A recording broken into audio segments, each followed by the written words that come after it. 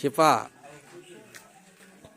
शिवळणी पालमपट येथील बुधवाराचा हा धम्मध्वज आहे आणि हा कुणाच्याही जाग्यात नसताना अज्ञात समाजकंटकांनी आणि प्रशासनाच्या शासकीय दबावामुळे हा बुद्धविहाराचा जो बोर आहे हे तुम्ही पाहू शकता की हा जो बोर आहे हा बुद्धविहाराचा बोर आहे।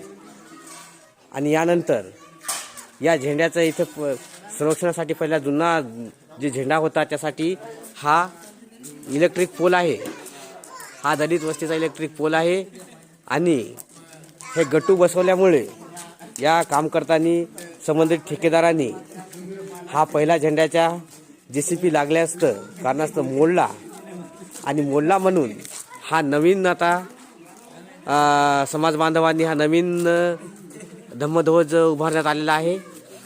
आणि जो पहिला मोडला त्याच्यामुळे हा नवीन केला आणि म्हणून अज्ञात समाजकंटक जातीवादी या लोकांनी की कुठल्याही प्रकारचं काही त्यांच्या अधिकार क्षेत्रात न आलेलं आणि शासनाचा दबाव टाकून हा आम्रवन बुद्धविहाराचा धम्मध्वज काढून फेका अशी सतत धमकी देत आहेत।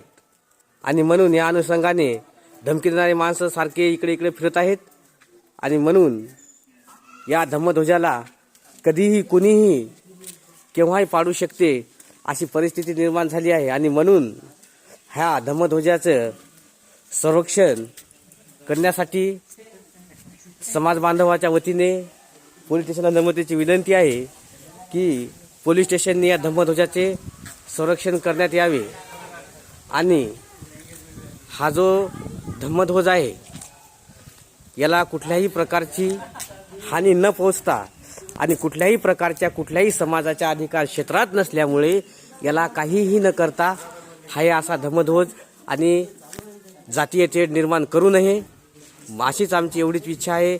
शिवळणी पालमपट तालुका पुसद जिल्हा यवतमाळ समस्त गावकऱ्याची पण हीच इच्छा आहे की दोन समाजात कधीही जातीय तेढ निर्माण करू नये। जे काही मनुवादी विचाराचे लोक असतील त्यांना सुद्धा माझी नम्रतेची विनंती आहे की कृपया करून तुम्ही या गावामध्ये आतापर्यंत जे सौख्याने नांदत आलेले लोक आहेत आणि या लोकांच्या विरोधामध्ये आता मनुवादी प्रवृत्तीच्या लोकांनी कुठल्याही प्रकारचं काहीही निवेदन किंवा पोलीस स्टेशनला तक्रार ही बेकायदेशीर असून कुठल्याही प्रकाराचं काहीही भान नसताना काहीही कुठल्याही प्रकारच्या अधिकार क्षेत्रात नसताना बेकायदेशीर तक्रार करू नये। आणि प्रशासनाने सुद्धा कुठल्याही प्रकारे बेकायदेशीररित्या असलेल्या या गोष्टीवर की समाज बांधवाचा जो धम्मध्वज आहे याला कुठल्याही प्रकारची हानी पोहोचवू नये। आणि कुठल्याही प्रकारचा सलग 4 दिवसापासून जे पोलीस प्रशासन आहे हा सारखं दबाव टाकीत आहे की तुम्ही हा धम्मध्वज काढून फेका नाही तर आम्ही फेकतो अशी कुठल्याही प्रकाराची पोलीस प्रशासनाने सुद्धा धमकी देऊ नये। आणि पुसद तहसीलदार यांनी सुद्धा कुठल्याही प्रकाराचं शहानिशा केल्याशिवाय असले कसल्याही प्रकारच्या धमक्या देऊ नये हीच शिवळणी पालमपट येथील आम्रवन बुद्धविहाराच्या वतीने नम्रतेची विनंती आहे। धन्यवाद।